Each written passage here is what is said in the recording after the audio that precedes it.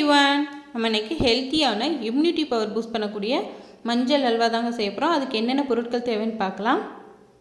2 கொம்பு பச்சை மஞ்சள் எடுத்திருக்கேன். பச்சை மஞ்சள் உங்களுக்கு கிடைக்காத பட்சத்தில் நீங்கள் ட்ரையான மஞ்சள் கூட எடுத்து பொடி பண்ணி ஒரு 3 டேபிள் ஸ்பூன் அளவுக்கு மஞ்சள் பொடி எடுத்துக்கோங்க. இது கூடவே 2 பில்லை தேங்காய் எடுத்துக்கலாம்.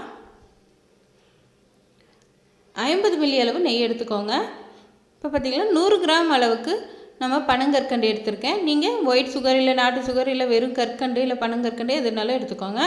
அரை கப் அளவுக்கு அரிசி மாவு தேவை. நம்ம வீட்டில் அரிசி மாவு இல்லாதனால நான் அரை கப் அளவுக்கு புழுங்கரிசி ஊற வச்சு ஒரு 1 ஹவர் வச்சுருக்கேன். இப்போது ஒரு வானலில் நம்ம நல்லா ஃபைன் பேஸ்ட்டாக அரைச்சி வச்ச அரிசி மாவு சேர்த்துக்கலாம். இது கூடவே ஃபைன் பேஸ்ட்டாக அரைச்சா மஞ்சத்தூளும் சேர்த்துக்கலாம். நீங்கள் மஞ்சள் தூளாக எடுக்கும்போது தண்ணியில் கரைச்சி சேர்த்துக்கோங்க. இது கூடவே எடுத்து வச்ச தேங்காய் பால் ஒரு அரை டம்ளருக்கு சேர்த்துக்கலாம்.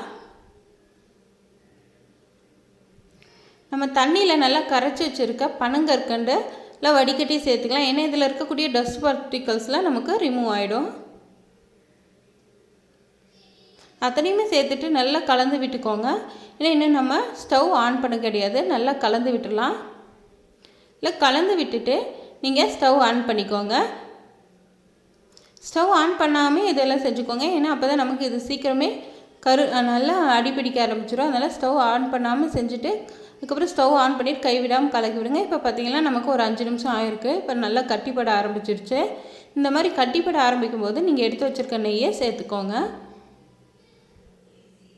நெய்யை சேர்த்து நல்லா கைவிடாமல் ஒரு 5 நிமிஷத்துக்கு நல்லா கலக்கி விடுங்க. இது செய்கிறதுக்கே ஒரு 10லேருந்து 15 நிமிஷம் தாங்க ஆகும். ஆனால் கைவிடாமல் நல்லா கிண்டிகிட்டே இருக்கணும். ஏன்னா அடிப்பிடிக்க ஆரம்பிச்சிடும். இப்போ பாருங்கள் நமக்கு ஓரளவுக்கு ரெடி ஆகிடுச்சு. இன்னும் ஒரு 5 நிமிஷம் நல்லா கிண்டி விட்டுகிட்டே இருக்கணும். நம்ம ஓரத்தெல்லாம் நமக்கு நெய் பிரிய ஆரம்பிக்கும். அதுதான் நமக்கு சரியான பதம். இப்போ நமக்கு சூப்பரான அல்வா ரெடி ஆகிடுச்சிங்க, மஞ்சள் அல்வா. நீங்கள் கண்டிப்பாக இது உங்கள் குழந்தைங்களுக்கு செஞ்சு கொடுங்க. இம்யூனிட்டி பவர் பூஸ்ட்டுக்கு நல்லது. அதே மாதிரி உங்கள் வீட்டில் யாருக்காச்சும் சளி பிடிச்சிருந்ததுன்னா இது ரொம்பவுமே நல்லது. செஞ்சு கொடுங்க. இளஞ்சூட்டோடு சாப்பிடணும். இந்த வீடியோ பிடிச்சிருந்தா சப்ஸ்கிரைப் பண்ணிக்கோங்க.